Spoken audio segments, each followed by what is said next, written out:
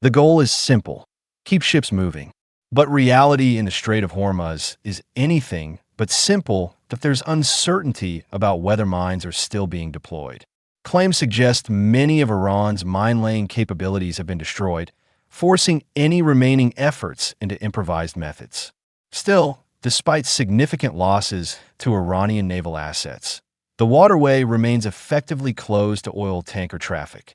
The reason is clear: the overwhelming risk posed by naval mines in peacetime. Roughly one-fifth of the world's oil supply passes through this narrow corridor. Now, that flow has come to a halt. Geography plays a decisive role. At its narrowest point, the strait spans about 21 nautical miles. Yet the actual safe navigation channel for large vessels is only about 6 miles wide, split into two 2-mile traffic lanes, one inbound, one outbound, with a 2-mile buffer zone in between. Outside these lanes lie territorial waters controlled by Iran and Oman. In such tight confines, even a small number of mines can create extreme danger. Ships have virtually no room to evade.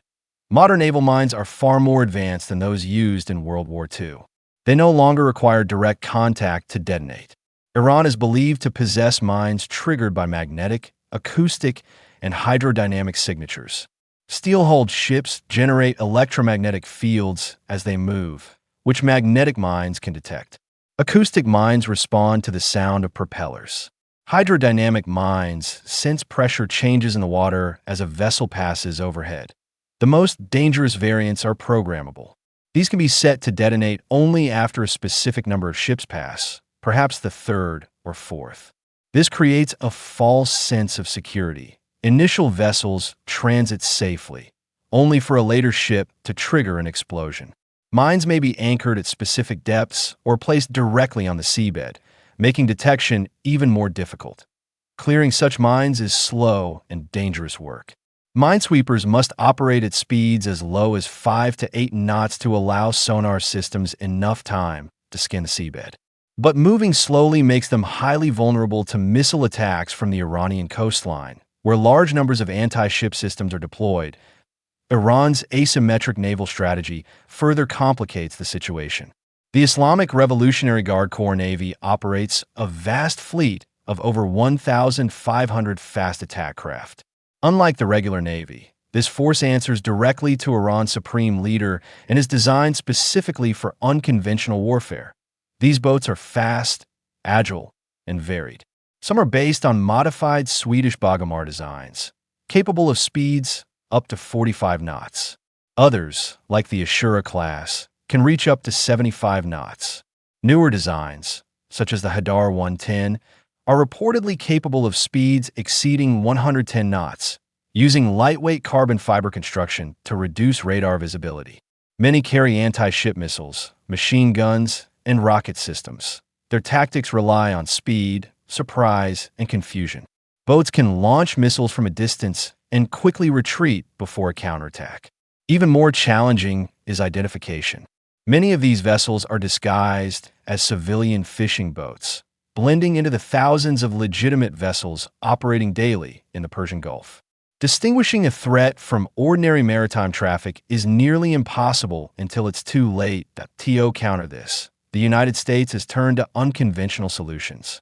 One example is the deployment of the Fairchild Republic A-10 Thunderbolt II, commonly known as the Warthog. Though originally developed in the 1970s for close air support against ground targets, the aircraft has proven useful in monitoring and engaging small, fast-moving boats. Despite its age and relatively low speed, around 439 miles per hour, the A-10's durability, long loiter time, and powerful armament make it effective in this role. Its presence reflects the broader reality of the conflict. Even advanced naval forces must adapt when facing asymmetric threats in one of the world's most strategically vital waterways. In the end, the situation in the Strait of Hormuz is defined by constraint, tight geography, hidden threats, and constant uncertainty. Until those risks are reduced, the world's most important Teneftu corridor remains on edge. The relatively low cruise speed of the Fairchild Republic A-10 Thunderbolt II, around 348 miles per hour, turns out to be a major advantage in maritime operations. What might seem like a limitation in high-speed air combat becomes a strength when patrolling crowded, high-risk waters like the Strait of Hormuz. Originally designed during the Cold War to counter Soviet armored advances through the Fulda Gap, the A-10 was built for low-altitude, slow-speed operations. Its mission was to visually identify targets and destroy them with precision cannon fire. Over water, the same concept applies. Flying at speeds between 250 and 310 miles per hour, pilots have enough time to carefully inspect vessels, distinguish between civilian and hostile craft, and detect suspicious cargo or weapons. Endurance is another defining advantage. Powered by two General Electric TF-34 engines, the A-10 is highly fuel efficient.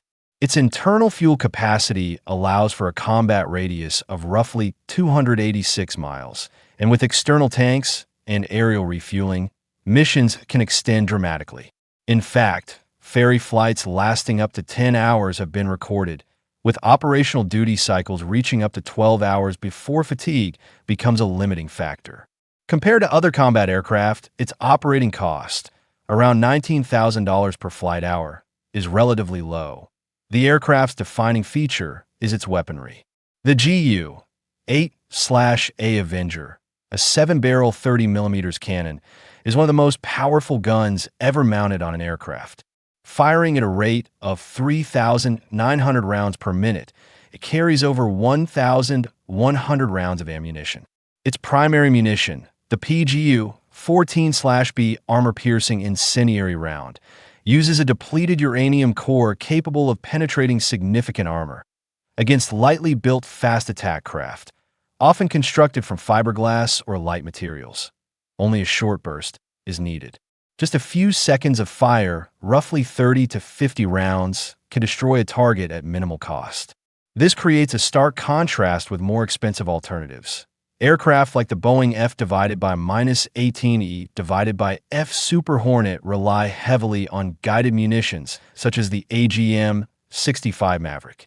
These missiles can cost tens or even hundreds of thousands of dollars per shot, making them economically inefficient against small, low-cost boats.